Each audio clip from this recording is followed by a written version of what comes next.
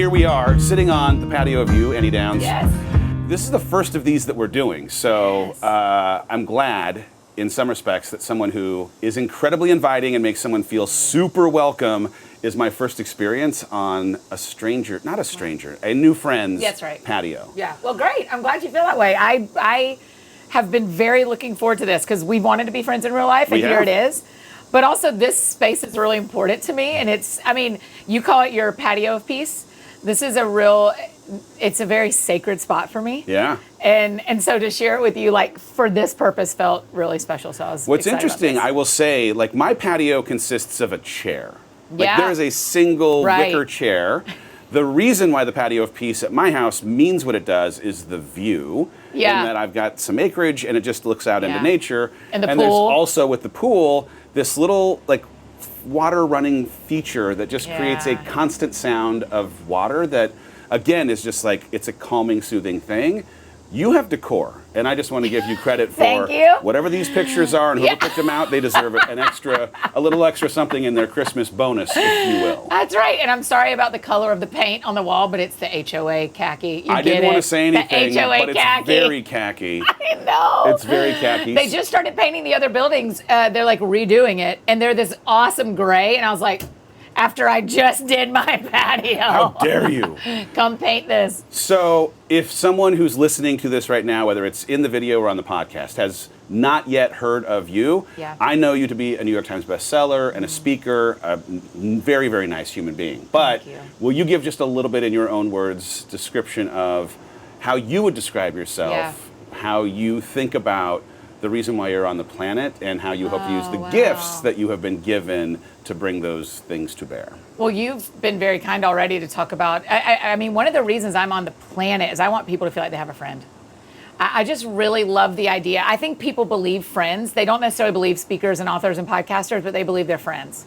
And so I'm not really an expert in anything except, like, what do you need to talk about? What do you want, And so to me, I write books about my experiences.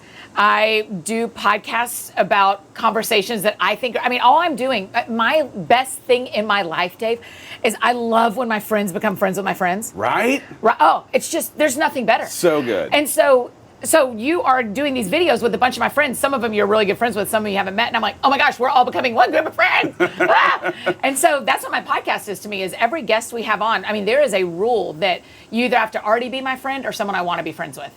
And if you're a stranger that I'm not interested in being friends with, you're not going to be on my show. Because who wants to listen to strangers? What a great piece of criteria to have as a entry to, or not, a pass. And the listener knows. And so the listener, if they don't recognize the guest, they go, well, it's someone Annie's friends with or someone she wants to be friends with, so I should listen, and that helps. So, and then I do some speaking. I'm mostly, now we're touring the podcast and taking it around, doing live shows across the country. How amazing is this? You need to do it ASAP. It is the most fun.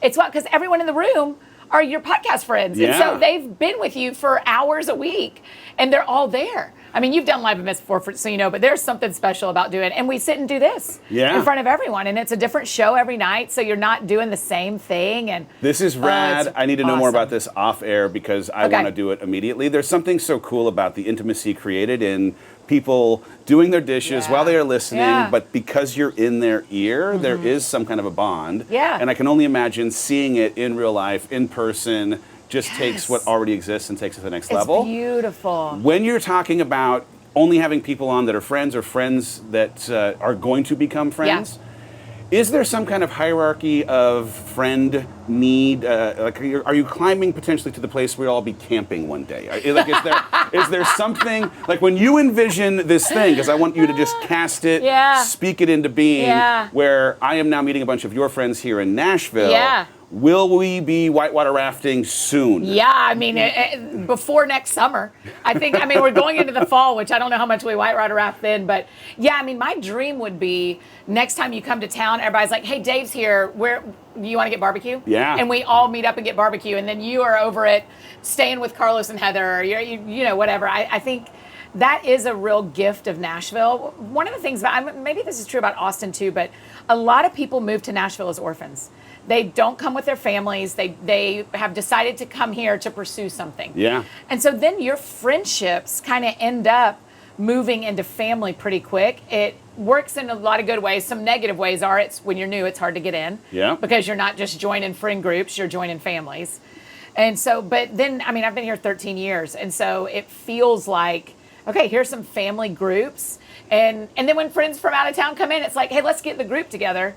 Because we were probably going to eat together tonight anyway. Yeah. And Dave's here. So that's it. But whitewater rafting, yes. I can imagine, though, that you, I mean, one, you're just such an inviting person conversationally and just in what feels like an empathy that comes through your pores. The idea of being invited into that circle would have someone feeling welcome right away. And I don't know, we were going back and forth as I was flying in last night on voice text. And I was like, I think your spiritual gifting may in fact be making someone feel welcome.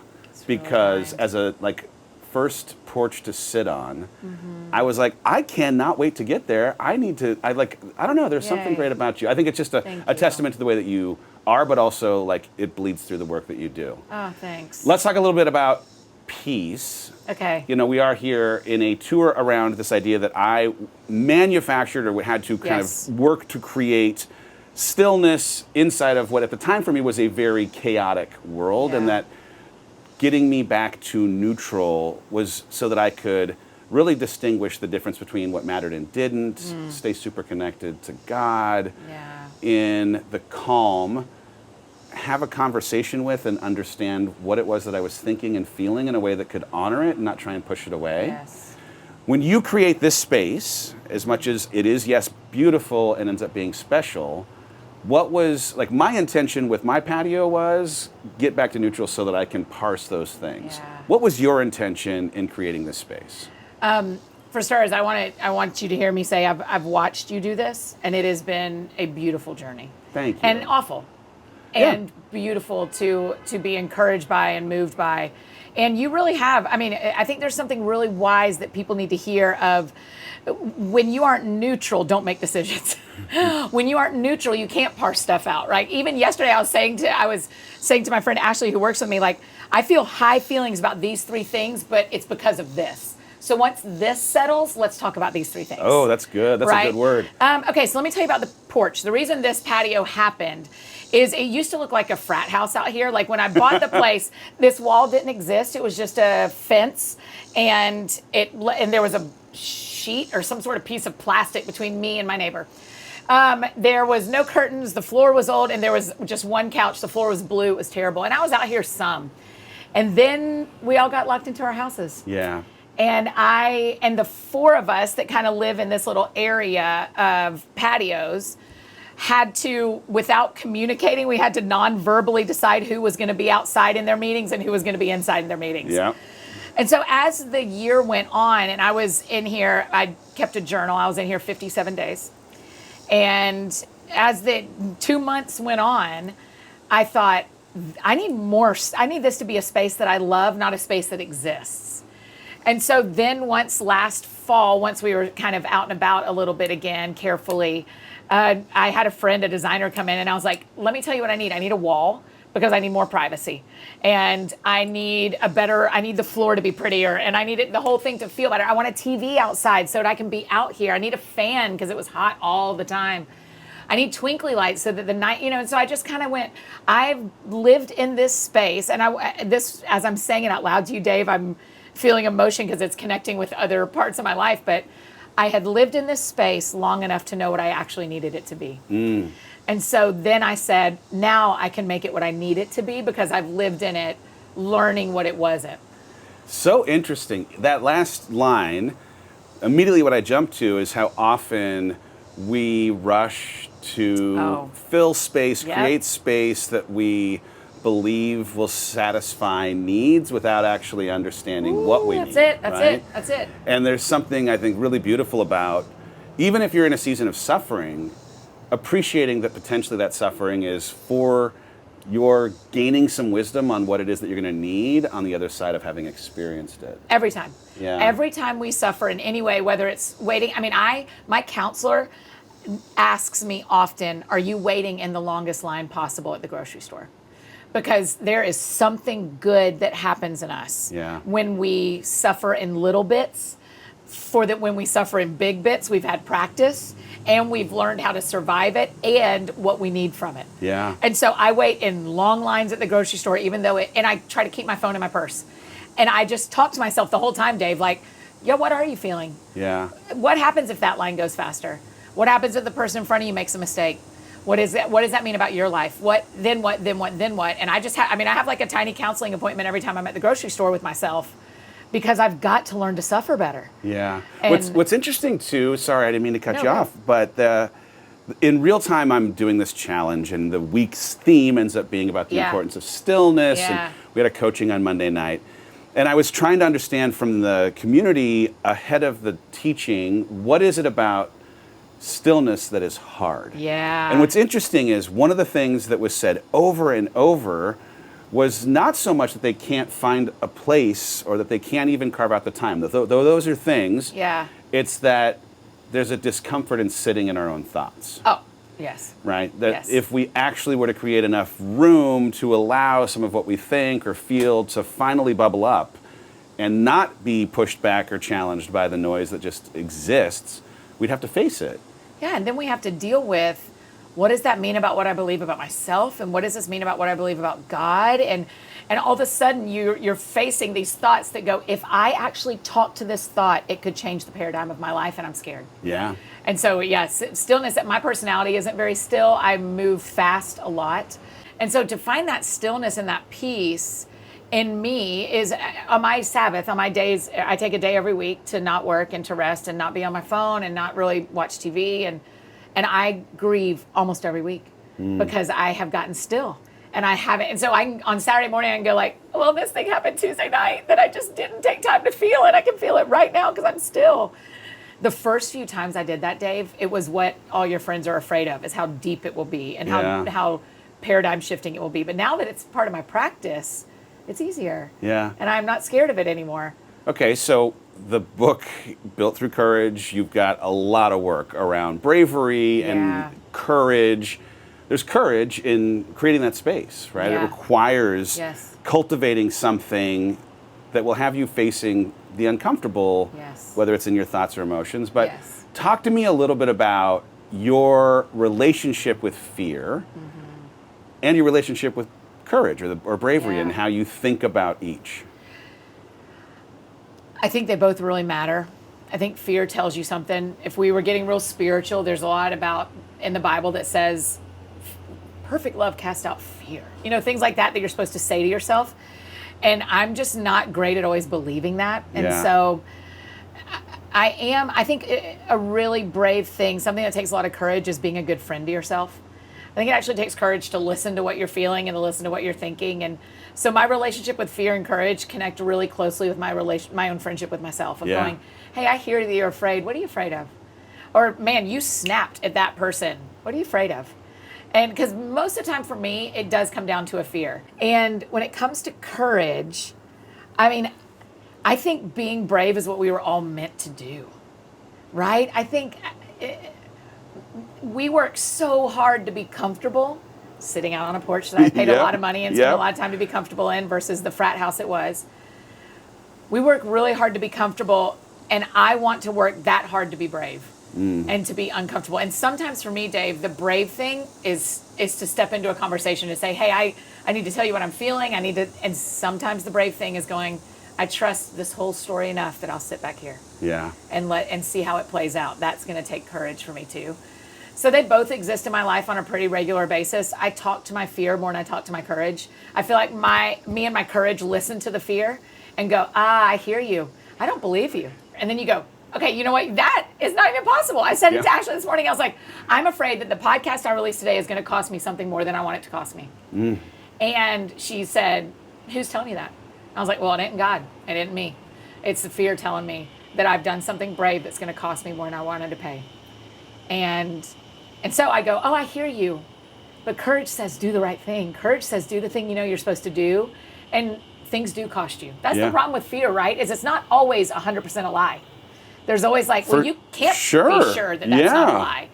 or that's not a little bit true.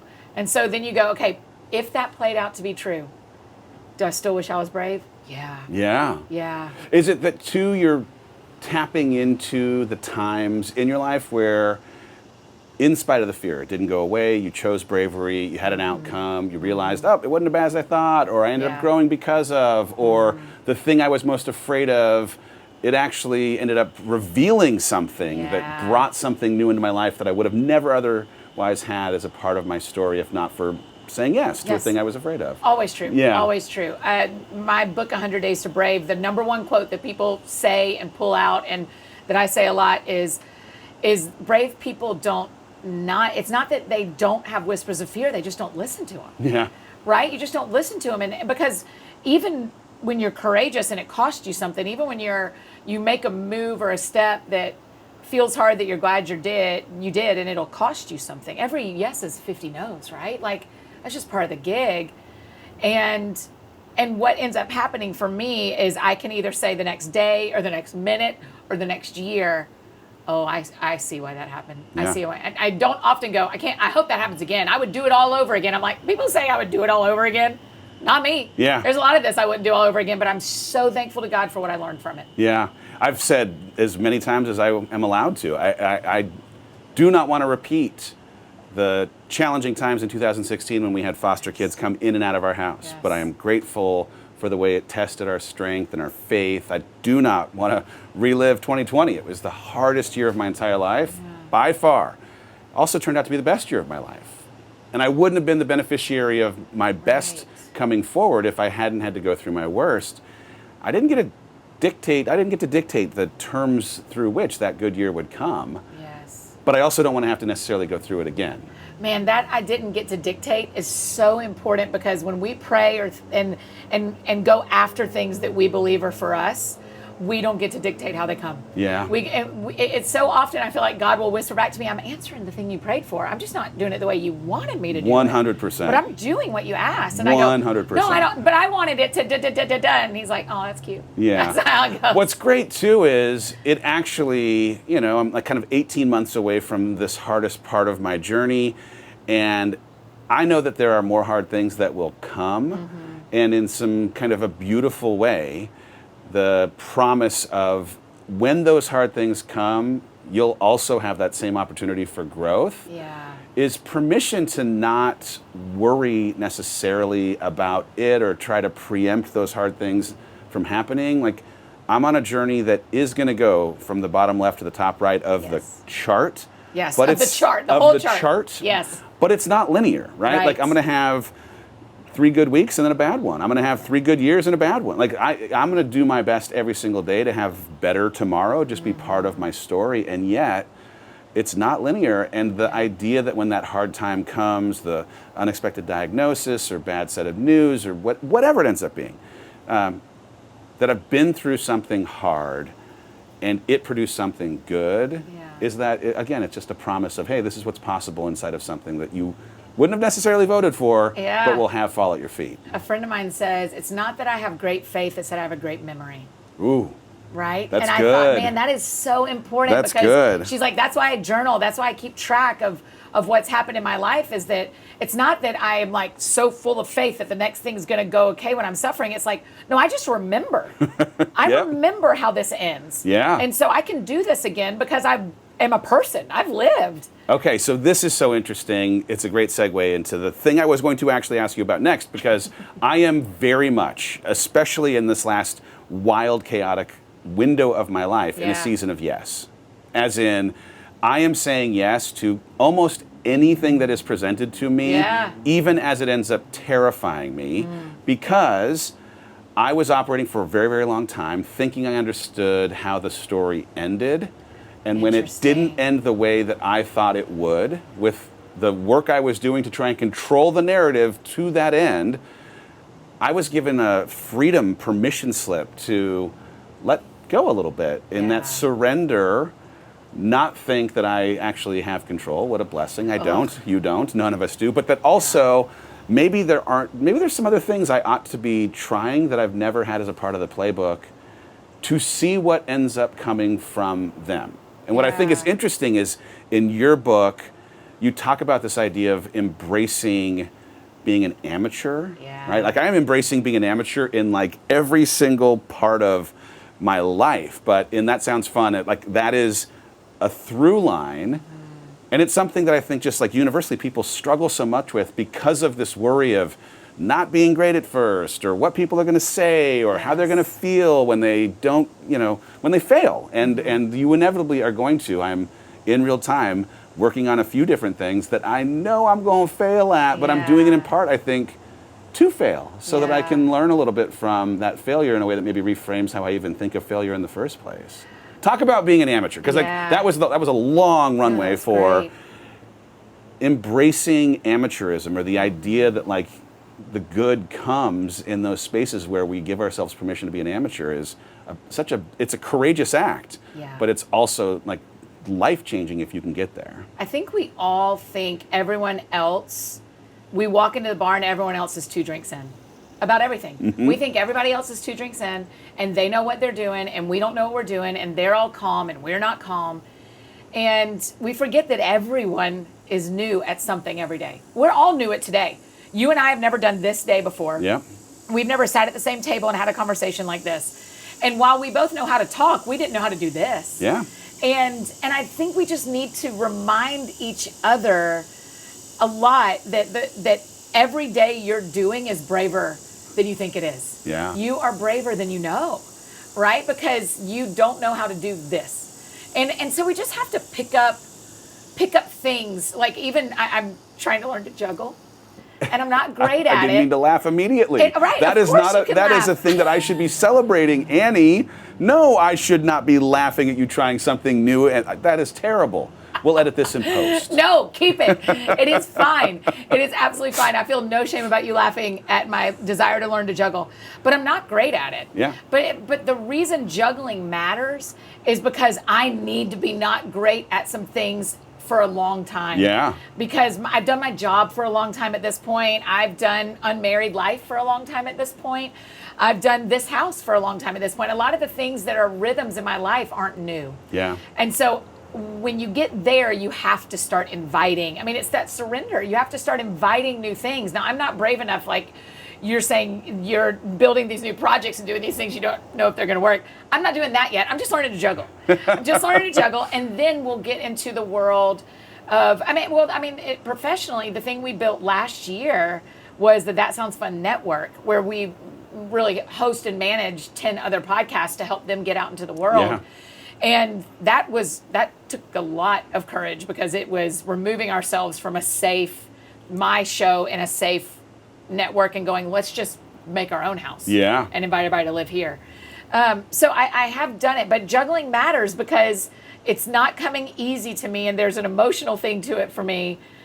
So we've just got to do it. You've just got to do new stuff, but also call what you're doing new. Yeah.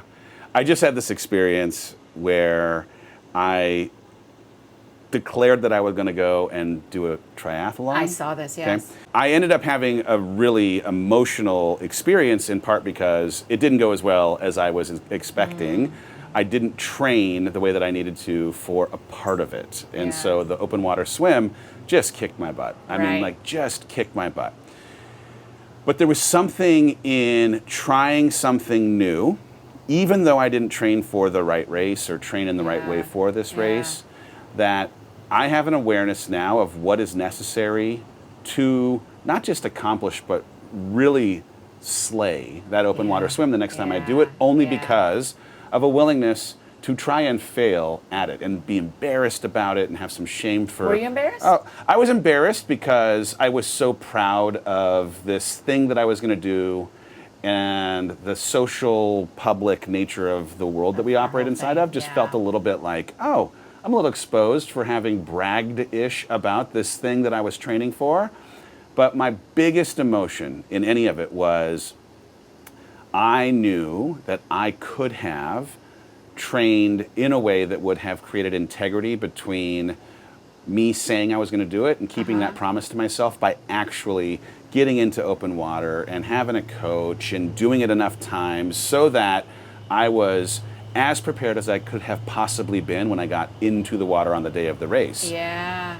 I had anxiety leading up Not because, oh, this is a big thing I'm taking on. I had anxiety leading up because there was dissonance between who I'd trained as and who I could have trained as. Wow. And in that space was where my shame lived after the fact, because I'd suggested to myself, Dave, you should put yourself in this new space. You should work really hard to do it. And when I got to the starting line, I hadn't worked as hard as I'd promised myself I would. Wow. Doesn't mean that I can't still take pride in having, after failing the swim, continuing the race, right? I needed some help in the swim. I got that help. I got out of the water, got on the bike, finished the race, felt good for having persevered, even though it was super disappointing. And yet, because I hadn't actually done the kind of training that I'd promised myself I would do, there was that feeling. Talking about it, also was probably, like a hard thing, because I could have just as easily put up a picture of me saying, done. Hey, I got to the finish line, thank you so much. But so that actually, can I ask you a question back? Of course, And we can cut this if you don't want to. No, anything. But one of the things I think has been beautiful is you've done a similar thing with Heidi, where you're not hiding that you're in a relationship again. Is that scary to make that a public thing? What kind of courage did it take for you to go, I'm trying this again, and I'm going to let y'all see? Yeah, I mean, everything is scary. Everything's scary. Everything is scary. And this is, again, I don't want to, this is going to sound maybe a little bit crazy, but in the book I quote Tyler Durden out of Fight Club, which is, once you lose everything, you're free to do anything. Yeah, okay. Right? So my primary identity at the end of my marriage was husband to Rachel. Right. My work identity was partners with her in a business. So many of the things that were just core to who I knew myself to be, having been taken away or stripped away by what was, again, a thing that I have so much gratitude for now, but was super hard. In the blank piece of paper that ends up being handed to me, hey, here's your future. Yeah. That terrifying and exhilarating opportunity to rewrite what it is gave me permission to almost do whatever. So when it came specifically to relationship, I had a lot of, at the very, very beginning, I had zero interest whatsoever in immediately being in another relationship. Right. It was not something that I was pursuing.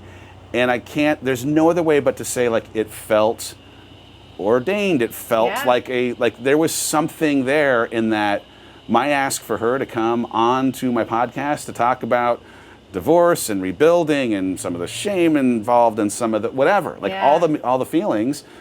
She came, we couldn't record the podcast because I was emotionally incapable of sentences. Mm-hmm. It started a friendship that just over time became something more. And to be honest, I think if I had been pursuing it, I was out on the hunt, I'm out, that I think I probably would have felt a little bit different about, because I would have myself tried to counsel myself, Dave, you're just coming out of this long relationship. You do not need to be out on the prowl, brother. Right. But you can't help what gets handed to you. But I couldn't help, right? It started... We had this chance meeting, didn't record the podcast, and started as I'm sitting on my Patio of Peace. Yeah. It started with the exchange of songs.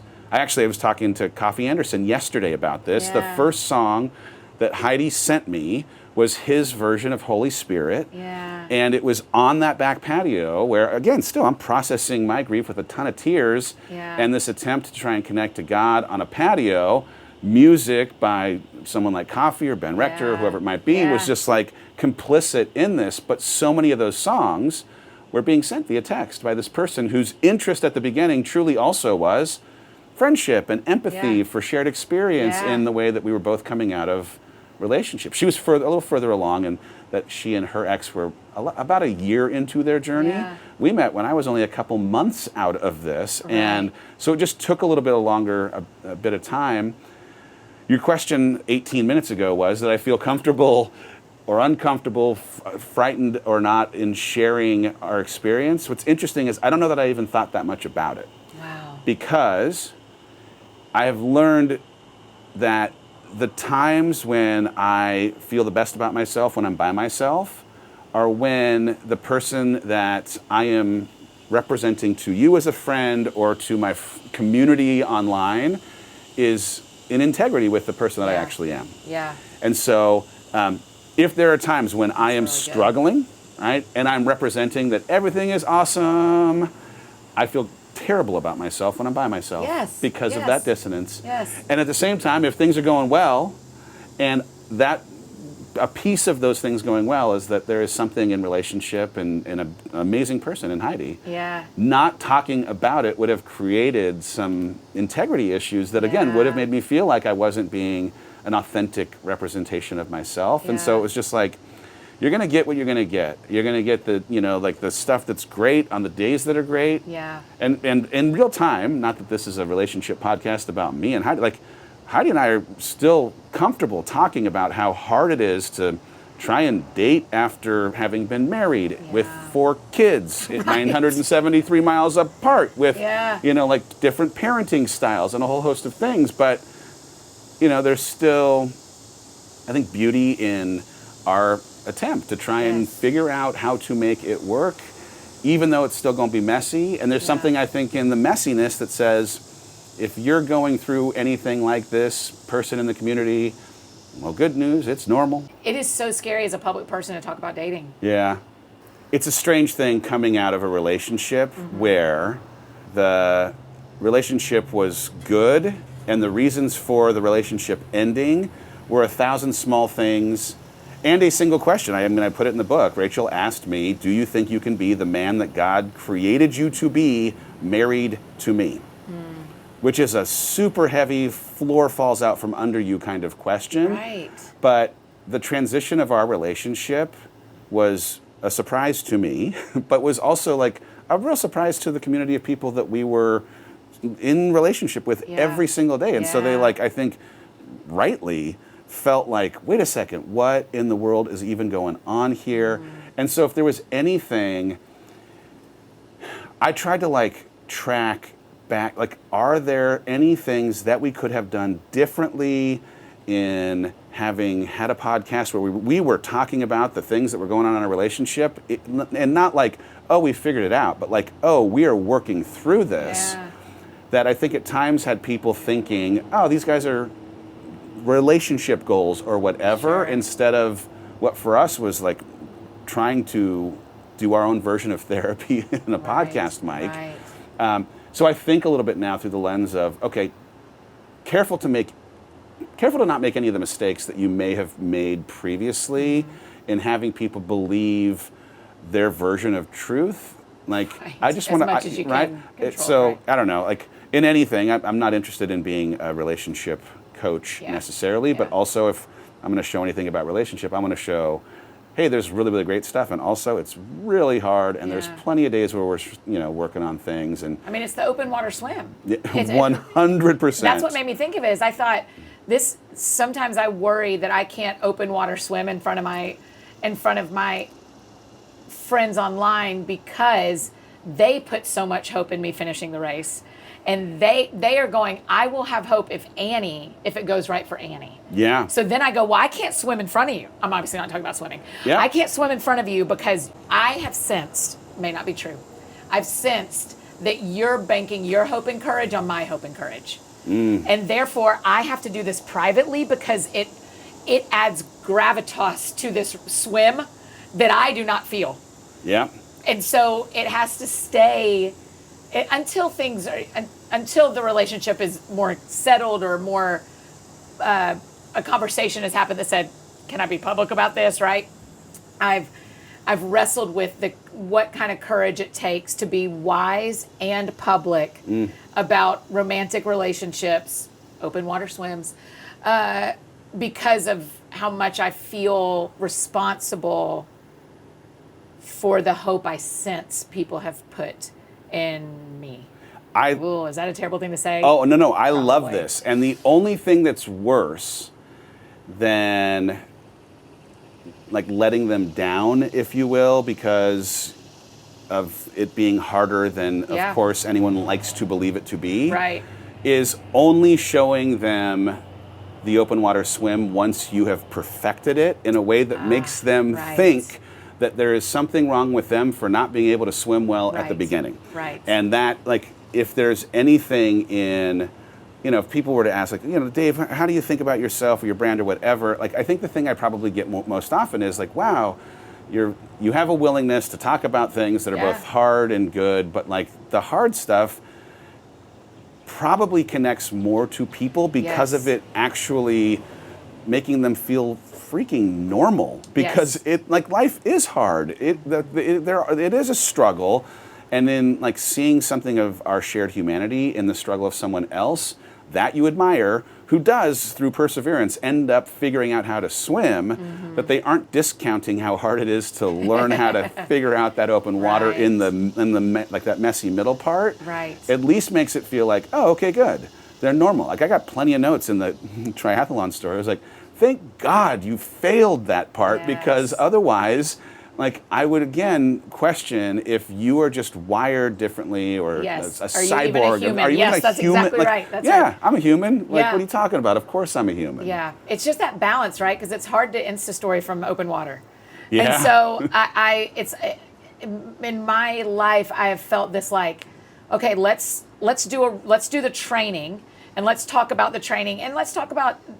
So in relationship, we had a podcast release today. I told you yesterday about doing a Q&A about singleness. And I thought, I have to do this now before I'm in a committed relationship, because people will believe me now, right? They will believe me. I believe you about singleness, and I believe you about dating, and I believe you about marriage, because you've experienced all those. But the one you're in right now is dating. So if we were really sitting here talking, I'd be asking, we are, but what I mean? I'd be asking you 65 questions, because I know where you are and where I want to go. Yeah.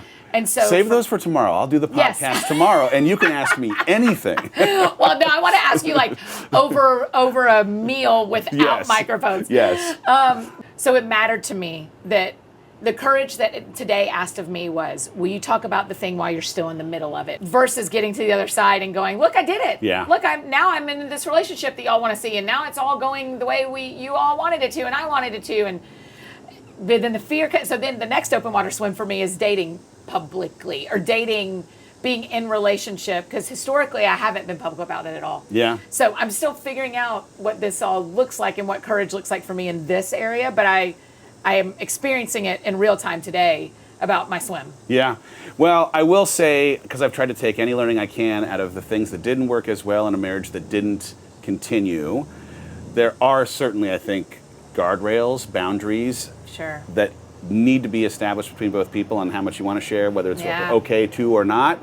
And anytime it starts to tip into it feeling like serving the audience or social or whatever is prioritized over respecting the relationship, that's like, oh goodness, we gotta. Just makes for a lot of conversations, right? 100%. But everybody who has Facebook has to figure that out. Yeah. What do you and the person you're dating or the person you're married to want to figure out about how much of this is public? Yeah. It's just a little different in lives where we create content, and so much of our life seemingly is public, that we have to go, okay, so what are the boundaries for me? And then, hi, new guy, what are the boundaries for you? Welcome to this life you've been able to watch on the internet. Yeah. Now you're in it. Yeah. I mean, it is interesting. I don't know how I could date someone who doesn't have some comfortability with the public nature of life. Like, I don't consider myself to be a celebrity, but there is a like fishbowl-ish nature to doing the work that I do. And even in like the books that I'll write or the podcasts that I'll have or coaching I'll do, I am exclusively, like you, tapping into and sharing my personal experiences that would never look to demean or not respect someone, but would potentially have some of the teaching touch on a thing that would make public is a tough, tricky thing. Yeah. All right, last thing, because I know you got to go, and I want to honor your time. Fun is a huge part of your life. Yeah. Tell me just a little bit about your relationship with fun, the podcast, anything, everything, because fun is just everywhere with you. I know I've just like accidentally built an entire career around this little 3-letter word that people don't talk about after 5th grade, right? But it really matters to me. I think we need fun, because fun is what reminds us of what's simple. It actually is where a lot of connectivity comes from. When you are having fun with someone, like this is really fun for us, we will not forget this. Yep. Right? Because it matters that you have fun with people and build those memories. It's that same conversation of like, how do I know I can do this again? Because I can remember we've done it before. And so that really matters to me. And there's just a depth to it that I don't think people pay attention to. When when you're having fun with someone, I mean, men do it probably more than women because women like, this is vastly sweeping, to be clear. Yep. A lot of women like getting coffee with each other or sitting down together and just talking. I know I was given the advice before, if you want to have a serious conversation with a guy, get in the car, let him drive and give him, or go on a walk so that you are doing something while he's listening. It just kind of helps with the communication. It actually helps with me too. If I'm walking and talking, I can get a lot processed in my brain. But if you can have fun with someone and then accidentally have a serious conversation in the middle, it just makes way for the deeper things. And so I really believe in it. I think we don't prioritize it enough. I think rest and fun have gotten really lost in our American culture, particularly. And so I'm just a little bit on a quest to return rest and fun to an average part of an American's life, because I think when you find those things, you actually find the other things you're looking for. I think you find the relationships, you find the spirituality, you find your own health. When you let those things kind of drive a little bit. Yeah, I think there's something, people are always, I don't know who I am, or I've lost who I am, and getting back to where your passions lie always for me is the thread to follow.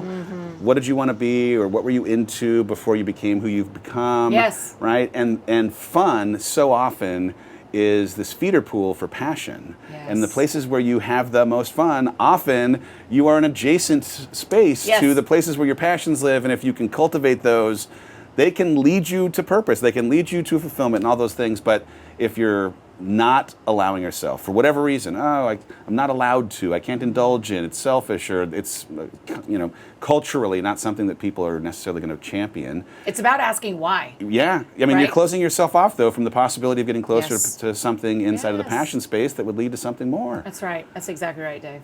Annie, when are we going to hang out again next? I think tomorrow, right? Okay, great. We're trying for tomorrow. I want it on tape, so I'm just actually asking in real time while other people are same. watching. It feels like we have to confirm it. If for anyone who is going to listen to this in podcast form, they are not familiar with your work, with your podcast, where to follow you, will you just do a quick, I will do a lovely intro of you for the actual show, but if you could just give a quick where to follow and what how to get the podcast. Yeah, I'm embarrassingly easy to find. I'm Annie F. Downs everywhere, like fun. Annie F. Downs all over the place. That's how you can find me, and the show's called That Sounds Fun. So just wherever you love to listen to podcasts, go search That Sounds Fun and it'll be there. I love that. All right, if there were one single piece of advice that you would give to anyone who ends up watching or listening to this, could be an actionable piece of advice, something that you'd like them to think about, what is the single thing? Fall in love with the life you have today. Do whatever it takes to fall in love with the life you have today. A little power of now kind of idea. I like this. Annie, we are now best friends forever. I believe it. There's Welcome no to my porch. taking it back. I refuse to take it back. You are really stuck with me. This is what people sometimes don't believe, but you're going to see. I feel like I've just been jumped into a gang. If this was that, I hope that's as hard as it gets for you.